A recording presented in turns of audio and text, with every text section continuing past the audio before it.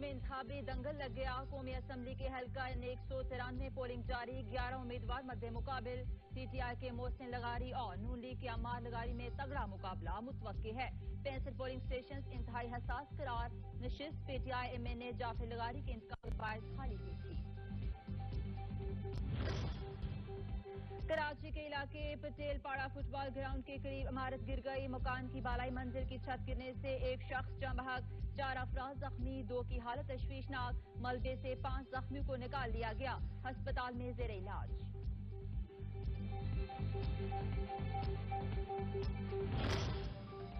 نواب شاکر کے دولت پور میں مہنگائی کے خلاف انوکھا احتجاج. دولہا دلہن باراتیوں سمیت سڑک پر آ نکلے.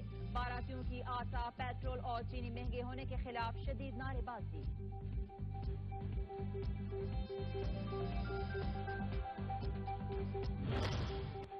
پنجاب میں پتنگ بازی کے خونی کھیل کو روکنے کے لیے صوبے میں دفعہ 144 نافذ. کمشنر راولپنڈی کی جانب سے ضلع میں پتنگ بازی اور ہوائی فائرنگ سے نمٹنے کے لیے اسپیشل اسکواڈ قائم کر دیا گیا.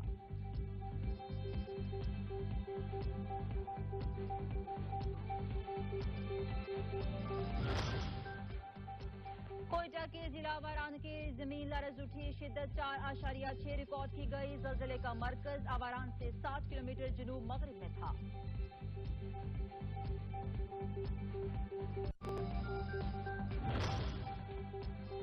آخر ایسا بھی کیا کہ 2 سے بجلی کا صرف بنو میں ضیاع. بنو میں کے پی کے کی 66% بجلی استعمال ہونے کے انکشاف پر سب حیرت زدہ. رپورٹ میں پشاور ریجن میں 53% بجلی چوری ہونے کا انکشاف. ڈسٹریبیوشن لاسز اور بجلی چوروں سے پیسکو کا سالانہ 92 ارب کا نقصان.